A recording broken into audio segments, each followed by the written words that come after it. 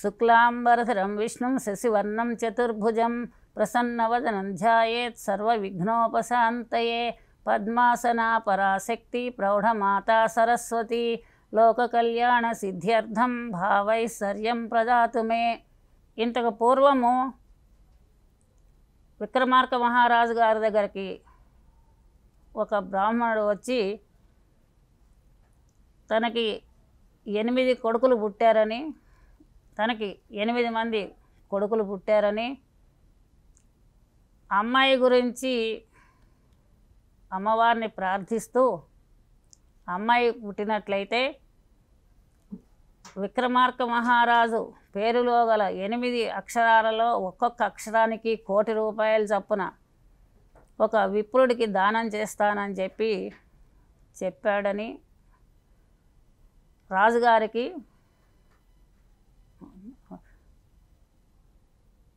ఒక వేద విప్రుడికి దానం చేస్తానని చెప్పి వేద విప్రుడికి దానం చేస్తానని విక్రమార్క మహారాజు గారికి చెప్పాడు. ఇంతేకాకుండా ఈ అమ్మాయికి వివాహం కూడా చెయ్యాలి అని చెప్పి చక్కగా ఒక మంచి పద్యం చెప్పాడు.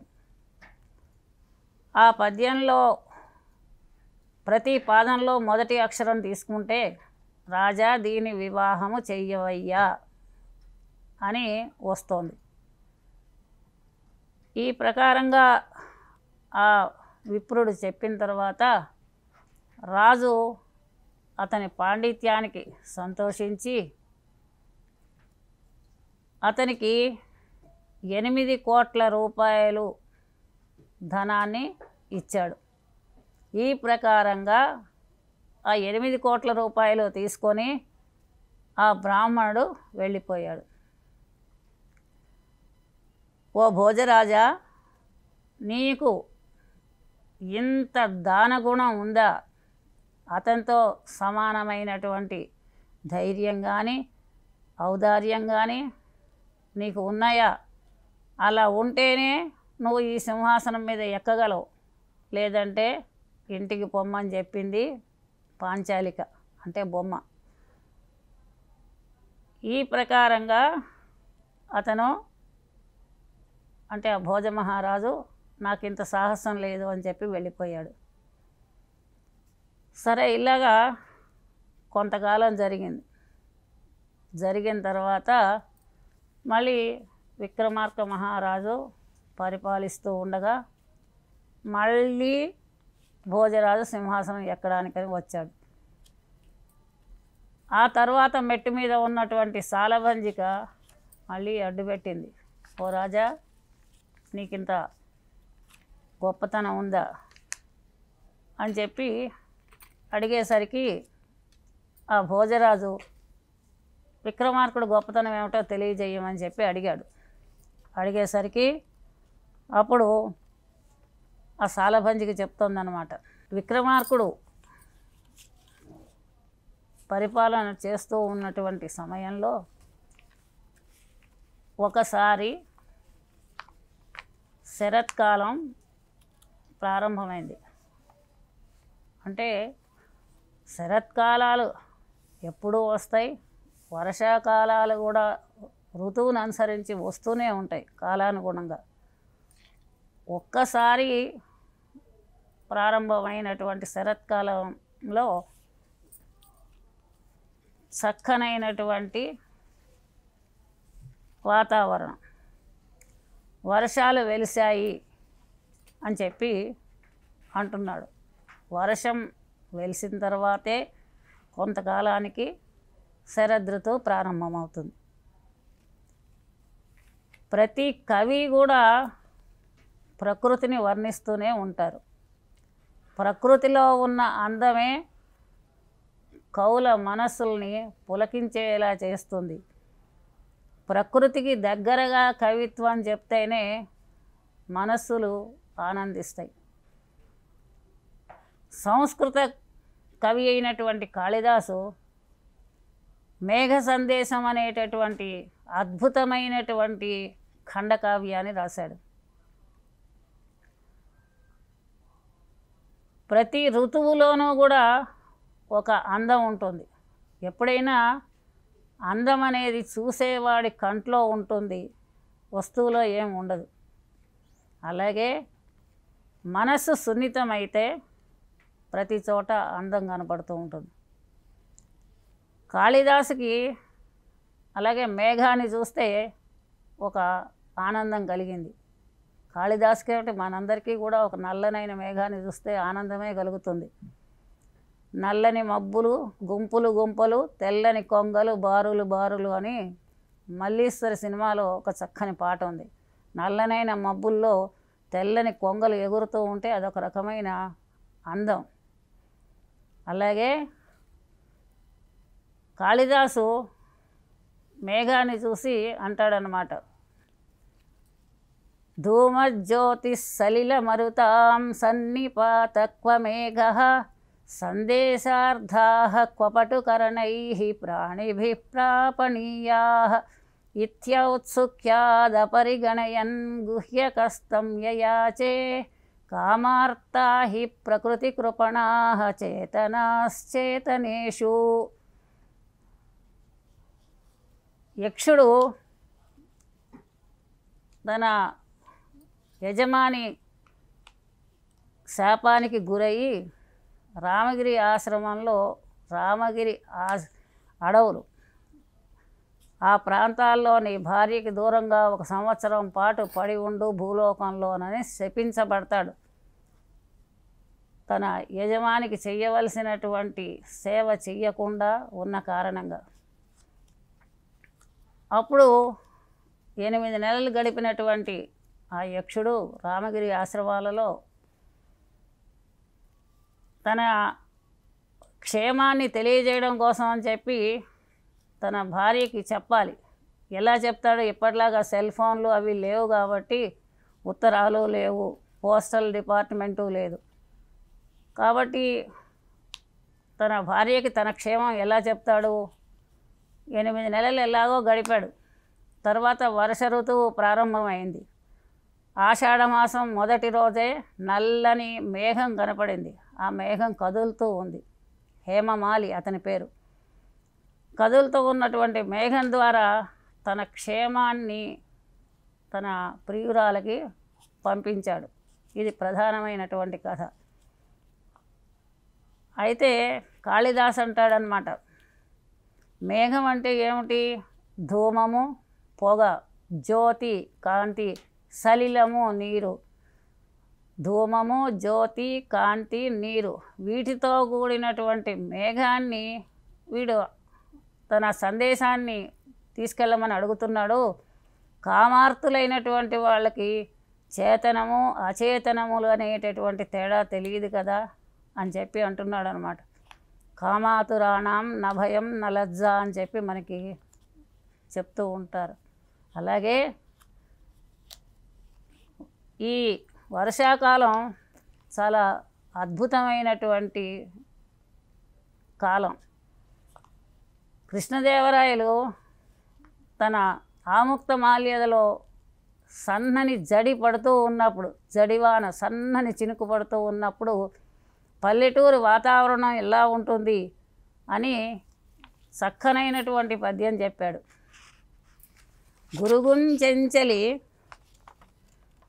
గురుగుంజెంచలి తుమ్మిలే తగరిసాకున్ తింత్రిని పల్లవోత్కరమున్ కూడా పొరంటి నూనియలతో కట్టావి కుట్టారు కోగిరముల్ మెక్కి తమిం పసుల్ పొలముపో క్రేపుల్ మెయిన్నాక మేకెరివం కుంపటి మంచమెక్కిరి ప్రభుత్వై కాప్తి రెడ్లజ్జడిన్. రెడ్లు అంటే ఒక రకమైన కాపులు అని చెప్పి చెప్తూ ఉంటారు. కాపు జాతి వారు, వాళ్ళకి వ్యవసాయం ప్రధానమైనటువంటి వృత్తిగా చెప్తూ ఉంటారు. కాపు అంటే పొలాన్ని కాపలా కాసేవారు అన్నట్టుగా మనకి గ్రంథాలు చెప్తున్నాయి. సన్ననైనటువంటి వర్షం పడుతూ ఉంటే అప్పుడు కూరగాయలు ఏమి ఉండవు కాబట్టి ఆ దొడ్లో ఉన్నటువంటిది చింత చిగురు, తుమ్మికూర, తగరీస, చెంచలి అనేటటువంటి ఆకుకూరలన్నీ తీసుకొని నూనెలో వేయించుకొని ఆవ పెట్టుకొని హాయిగా వేడివేడి అన్నం తిని మంచం కింద కుంపటి మేక ఎరువులతోటి కుంపటి రాజేసుకున్నది మంచం కింద పెట్టుకొని పశువులు పొలాలకు పోతే ఆ దూడలు వాళ్ళ శరీరాన్ని నాకుతూ ఉండగా మంచం ఎక్కి పడుకున్నారట. ఇది ఒక మనోహరమైనటువంటి దృశ్యము, అందమైనటువంటి భావం. ఈ ప్రకారంగా వర్షాకాలం వెలిసింది, వెంటనే శీతాకాలం ప్రారంభమైంది. శీతాకాలం అంటే మనకి ఎక్కువగా శరదృతువు. ఆ శరదృతువులో మేఘాలన్నీ వెళ్ళిపోయి ఆకాశంలో నిర్మలంగా ఉండి, మేఘాలన్నీ తొలగిపోయి ఆకాశం నిర్మలంగా ఉండి చక్కగా ఆనందంగా ఉంటుంది. ఆ సమయం కూడా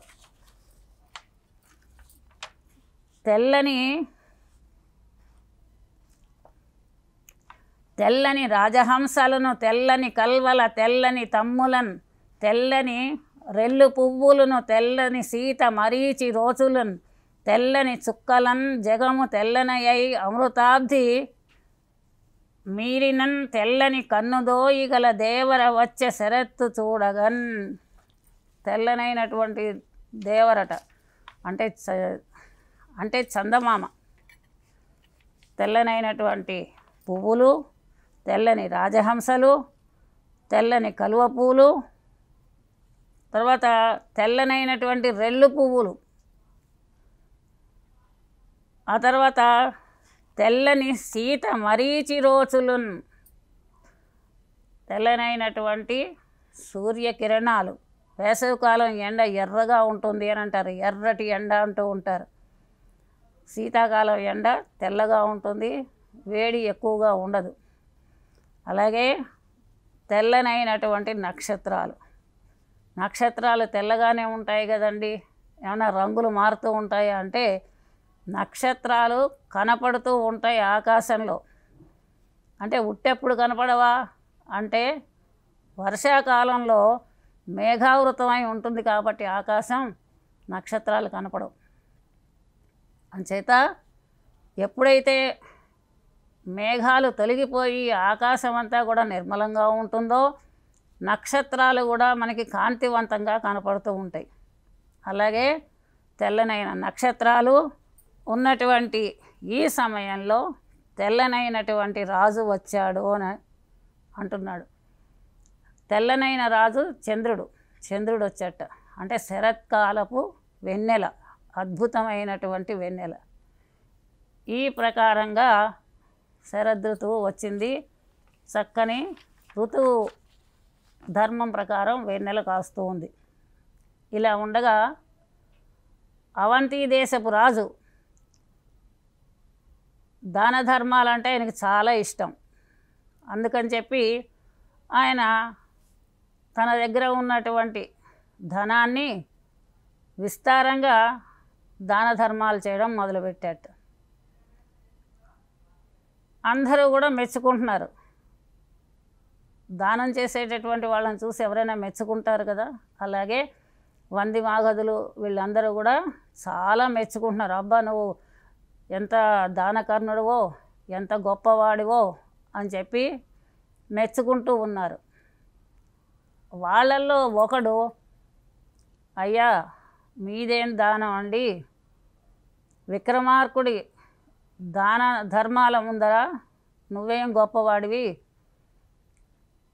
ఆయన ఔదార్యం చూసినట్టయితే తన శరీరాన్ని కూడా లెక్క చెయ్యడు, అంత గొప్ప రాజు అని చెప్పాడు.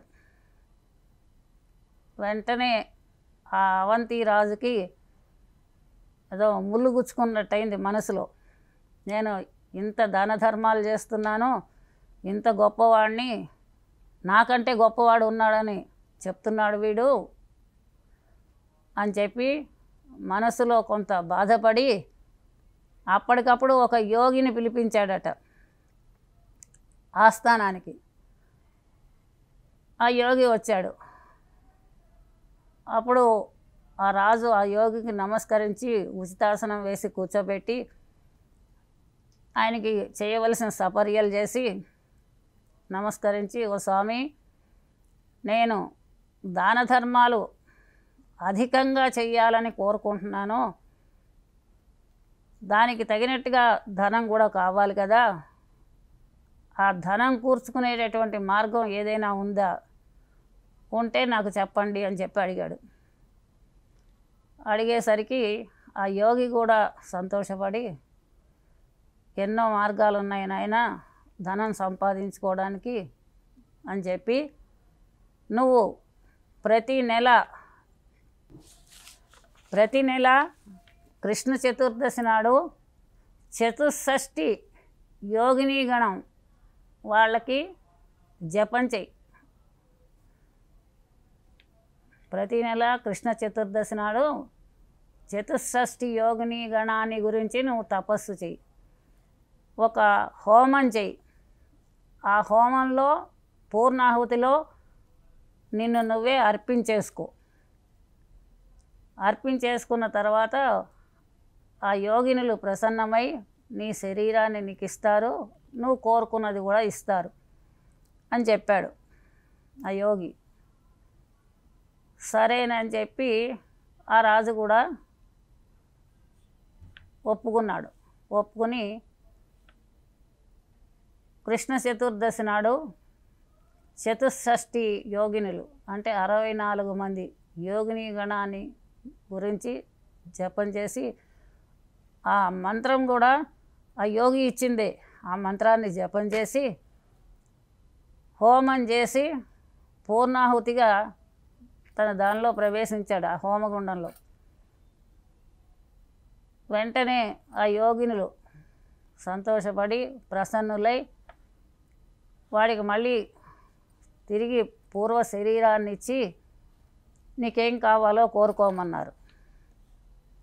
అయితే ఆ రాజు నాకు 7 బంగారు కలశాలు, పెద్ద పెద్ద బిందెలు, వాటి నిండా నాకు ధనం కావాలని కోరుకున్నాడు. సరే మంచిది, ఇస్తున్నాము, నువ్వు ప్రతిరోజు ఇలాగే చెయ్యి, నీకు ప్రతిరోజు మేము నీకు ఈ ధనం ఇస్తూనే ఉంటాము, నువ్వు దాన ధర్మాలు చేసుకుంది కానీ అని చెప్పారు. సరేనని చెప్పి ఆ అవంతిరాజు ప్రతిరోజు చతుషష్ఠి యోగిని కూడా జపం చేయడం, హోమం చేయడం, దానిలో ఈయన దూకడం, వాళ్ళు ధనం ఇవ్వడం, ఇలా జరుగుతూ వస్తోంది. ఆ నోట ఈ నోట ఈ మాట విక్రమార్క మహారాజు దగ్గరికి వెళ్ళింది. వెంటనే ఆ రాజుకి బాధ కలిగింది. నేను చేసే దాన ధర్మాల గురించి, ఔదార్యం గురించి విని ఈ రాజు ప్రతిరోజు తన శరీరాన్ని ఆ హోమగుండంలో వేసుకొని ముద్దయిపోయి మాంసం అంతా బాధపడుతున్నాడా అని చెప్పి తను బాధపడి, ఒకరోజు ఆ విక్రమార్క మహారాజు తనకు తానే ఆ హోమగుండం దగ్గరకు వచ్చి ఆ పూర్ణాహుతి సమయంలో ఆయనే ఆ హోమగుండంలో దూకాడు. వెంటనే ఆ యోగినులు అనుకున్నారట, రోజులా లేదు, ఈ ఆహారం ఎంతో రుచికరంగా ఉంది, ఏమై ఉంటుందో ఏమిటో, వీడెవడో మహాత్ముల్లాగున్నాడు అని చెప్పి అనుకొని ఆ రాజుని మళ్ళీ బతికించారు. బతికించి, ఏమయ్యా నువ్వు ఏం కోరుకొని ప్రాణత్యాగం చేశావు, దీనిలో పడ్డావు, నువ్వు మహాత్ముల్లా ఉన్నావు అని చెప్పి అడిగితే ఆ విక్రమార్కుడు, నేను ఉజ్జయిని నగరానికి రాజుని, నా పేరు విక్రమార్కుడు అని చెప్పాడు. ఈ మాట విని, నువ్వు ఎందుకు ఈ అగ్నిగుండంలో దూకావు అని అడిగితే, అమ్మా మీరు నా యందు ప్రసన్నులైతే ఈ అవంతి రాజు ప్రతిరోజు ధనం కోసం అని చెప్పేసి ఈ అగ్నిగుండంలోకి దూకుతున్నాడు, ఎప్పుడైనా ఒకసారి దూకడం అనేది సహజం, మీరు మళ్ళీ శరీరాన్ని ఇవ్వడం సహజం, కానీ ఇది ప్రతి నిత్యము జరుగుతున్నటువంటి పని కనుక నా యందు మీరు దయ ఉంచి ఈ రాజుకి బంగారు బిందెల నిండా మీరు ధనం ఇవ్వండి. ఎలాగా? మళ్ళీ ఈ రాజు ఈ హోమంలో దూకకూడదు, ఇటువంటి పని చేయకుండా మీరు ఆ రాజుకు ధనం ఇవ్వండి అని చెప్పాడు. చెప్పేసరికి ఆ యోగినులు సంతోషించి, పైగా విక్రమార్కుడు కూడా తన శరీరాన్ని నశింపజేసుకోవడం కోసం అని చెప్పి ప్రాణత్యాగం దేహత్యాగం తన కోసం చేస్తున్నాడా అంటే పరోపకారం కోసం. కనుక ఆ 64 మంది యోగినులు కూడా అతని యందు ప్రసన్నులై ఆ అవంతి రాజుకి 7 బంగారు బిందెల నిండా నిరంతరము కూడా బంగారం ఉండేటట్టుగా వరం ఇచ్చారు. ఈ ప్రకారంగా వరాన్ని పొంది రాజు తను పొందిన వరం ద్వారా అవంతి రాజుకి ఉపకారం చేసి తన దారిని తను ఉజ్జయిని నగరానికి వెళ్ళిపోయాడు. ఇటువంటి పరాక్రమవంతుడు, అందులో ప్రాణాలు ఎంతో విలువైనటువంటివి, ప్రాణత్యాగం చేసి అంత కష్టపడి ఆ యోగినులను ప్రసన్నం చేసుకొని తెచ్చినటువంటి ధనాన్ని తన రాజ్యానికి పట్టుకెళ్ళిపోవచ్చు కదా. కానీ తన కోసమని తన పేరు విని ప్రాణత్యాగం చేసినటువంటి ఆ అవంతి రాజుకి ఇవ్వడంలోనే ఆ విక్రమార్క మహారాజు యొక్క గొప్పతనం మనకి తెలుస్తోంది. అందుకని చెప్పి అలాంటి ఔదార్యం ఉంటేనే నువ్వు ఈ సింహాసనం మీద ఎక్కగలవు, లేదంటే నీకు అర్హత లేదు అని చెప్పి ఆ సింహాసనం మీద ఉన్నటువంటి పాంచాలిక ఆ అవంతి రాజుకి, ఆ భోజరాజుకి చెప్పింది. వెంటనే ఆ భోజుడు మాట్లాడకుండా తిరిగి వెనక్కి వెళ్ళిపోయాడు. దీనివలన ఆయన పరోపకార గుణం అనేటటువంటిది, దాన గుణం అనేది, త్యాగం అనేది తెలుస్తోంది మనకి.